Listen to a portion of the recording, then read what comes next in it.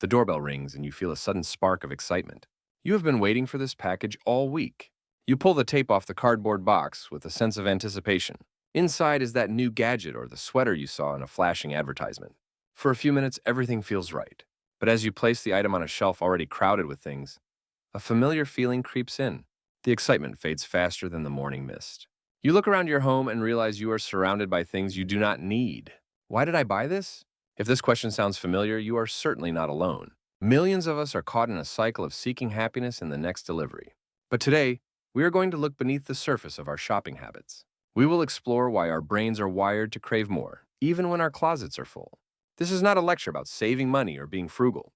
It is a journey into the heart of what we are truly searching for. Your overflowing closet is actually a map of your unmet emotional needs. Let us begin by talking about that rush you feel when you click the buy button. Scientists call this a dopamine hit. Dopamine is a chemical in your brain that is responsible for the feeling of reward. Interestingly, dopamine is not about the pleasure of owning the item. It is about the thrill of the hunt and the anticipation of the arrival. Once the item is in your hands, the dopamine level drops significantly. This is why the joy of a new purchase rarely lasts longer than a few hours. We are essentially chasing a ghost that disappears as soon as we touch it. For many of us over the age of 40, life can feel like it is moving too fast. Maybe the house is quieter now that the children have grown up. Maybe the daily routine of work has lost its original spark. In these moments of quiet or stress, a new purchase feels like a temporary cure. It gives us a sense of control over our environment. When everything else feels uncertain, we use objects to fill the gaps left by loneliness or hidden anxiety. Psychologists call this retail therapy, but it rarely provides any real healing. It is like using a bandage to cover a wound that needs a much deeper touch. Think back to the last time you bought something on impulse. Were you feeling bored or perhaps a bit forgotten that day? We often buy things because we want to be the version of ourselves that owns that item. We buy the hiking boots because we want to be more adventurous. We buy the expensive kitchen set because we long for more family gatherings. But the boots stay in the box and the kitchen set remains unused. We are buying a dream of a life we are not currently living. There's also a hidden fear that drives many of our purchases. It is the fear of not having enough for the future. We buy things just in case we might need them one day. We store extra sets of dishes and piles of old cables in the back of our closets. These items represent a lack of trust in our own future security. We think that by holding on to physical things, we can hold on to safety.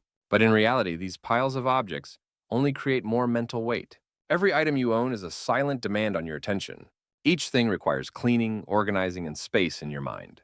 As we reach our middle years, we must also consider the legacy we leave behind. Do we want our children to inherit a home filled with treasures or a home filled with burdens? Many of us spend our lives collecting items that our loved ones will eventually have to sort through. By choosing to live with less now, we are giving a gift to the next generation.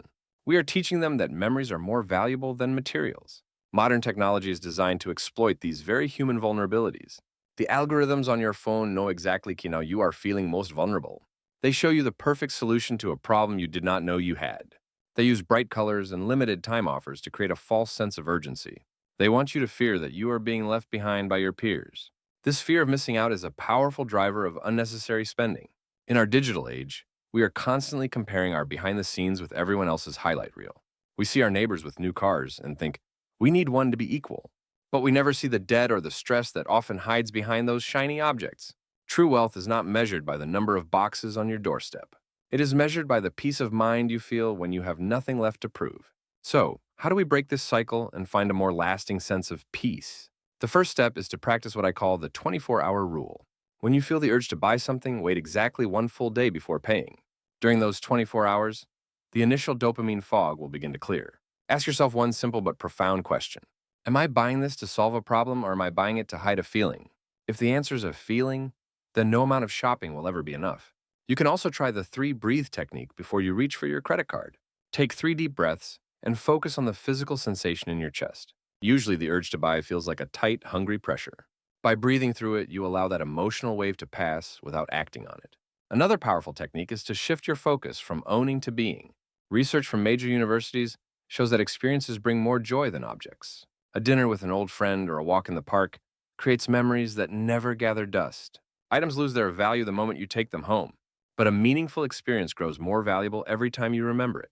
Think of your home as a sanctuary for your spirit, not a warehouse for your stuff. A clear space leads to a clear and peaceful mind. We must also learn to practice self-compassion in this process. If you have spent money you should have saved, Do not beat yourself up. Shame only creates more stress, which often leads back to more shopping. Forgive yourself for the past and focus on the quiet freedom of the present. As we get older, we realize that the most precious things are not things at all.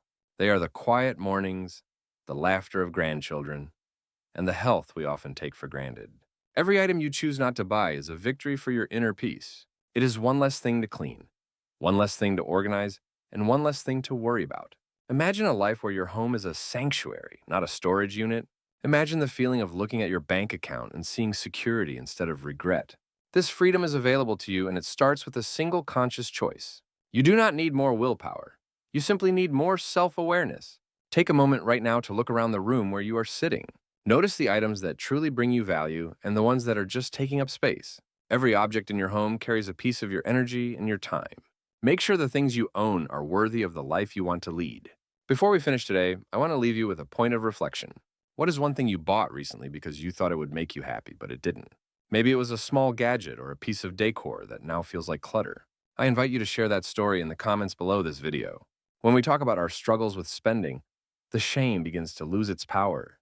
We can learn from each other and support each other on this path to a simpler life.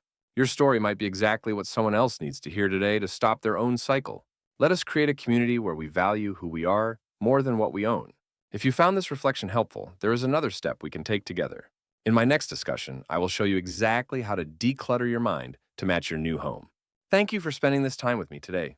May you find the quiet joy that no store can ever sell you.